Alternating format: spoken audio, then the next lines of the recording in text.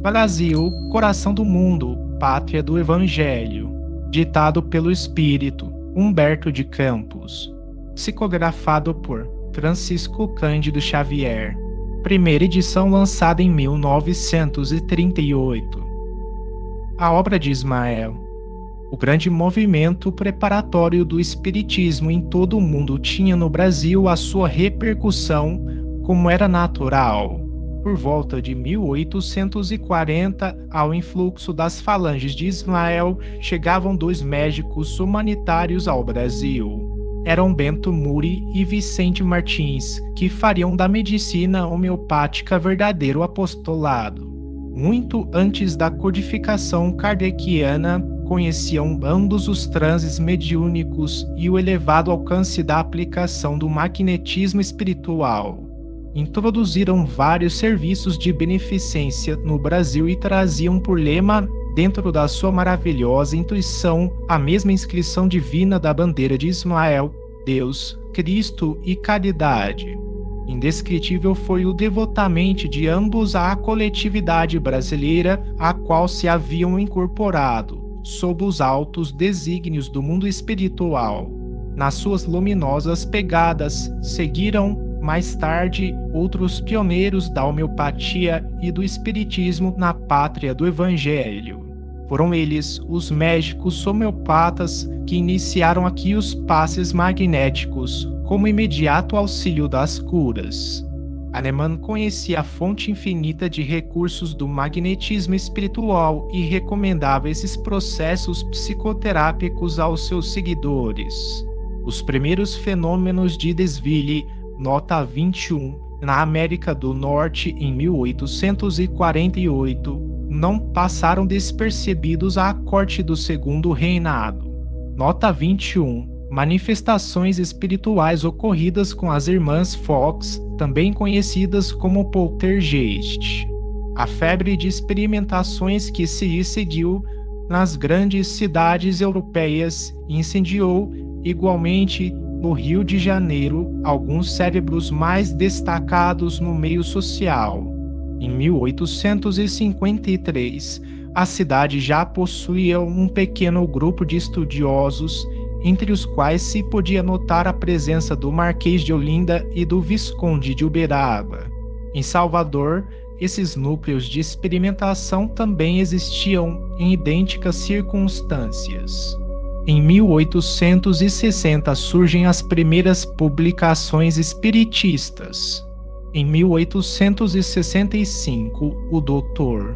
Luiz Olímpio Teles de Menezes, com alguns colegas, replicava pelo Diário da Bahia um artigo algo irônico de um cientista francês, desfavorável ao espiritismo, publicado na Gazette Médicale e transcrito no jornal referido.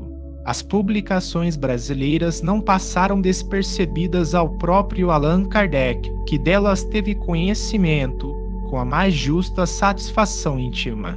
A doutrina seguia marcha vitoriosa através de todos os ambientes cultos da Europa e da América, quando o grande codificador se desprendeu dos laços que o retinham à vida material em 1869. Justamente nesse ano surgira o primeiro periódico espírita brasileiro, o Eco de Além-Túmulo. O desaparecimento do mestre deixara algo desorientado o campo geral da doutrina em organização. Em Paris, como nos grandes centros mundiais, quiseram inutilmente substituir a autoridade. As falanges de Ismael estavam vigilantes.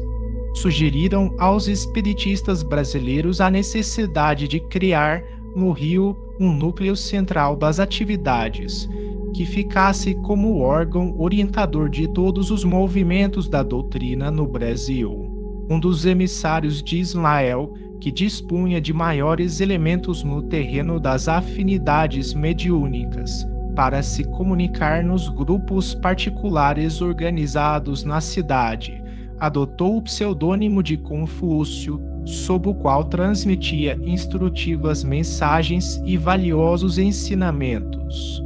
Em 1873 fundava-se, com estatutos impressos e demais formalidades exigidas. O grupo Confúcio, que constituiria a base da obra tangível e determinada de Ismael, na terra brasileira.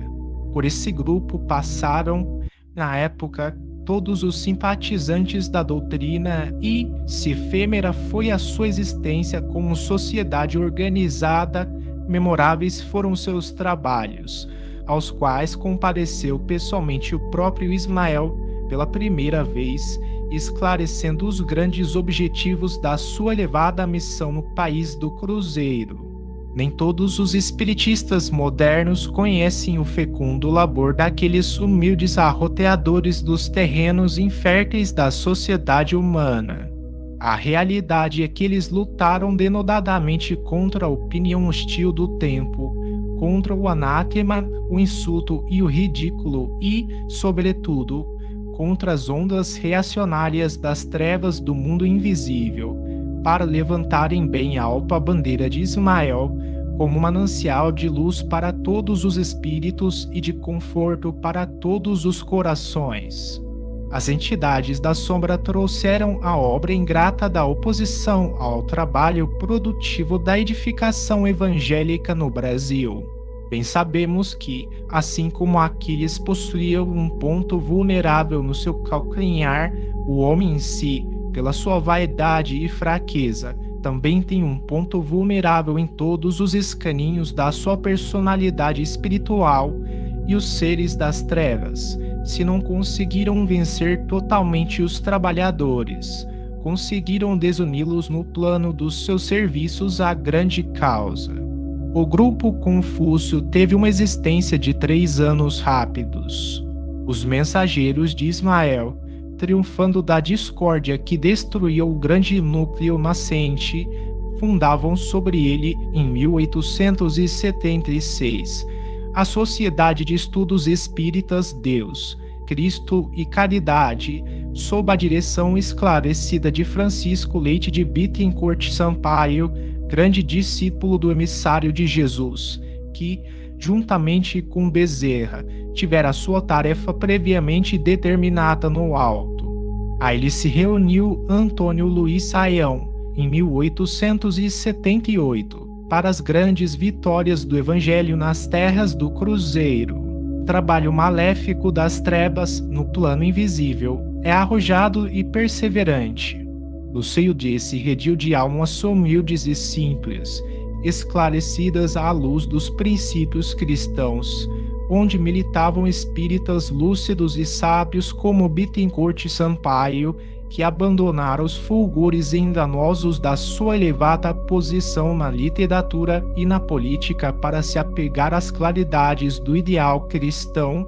As entidades tenebrosas conseguem encontrar um médium pronto para a dolorosa tarefa de fomentar a desarmonia e, estabelecida de novo a discórdia, os mensageiros de Ismael reorganizam as energias existentes para fundarem, em 1880, a Sociedade Espírita Fraternidade, com a qual se carregava em triunfo o bendito lema do suave estandarte do emissário do Divino Mestre.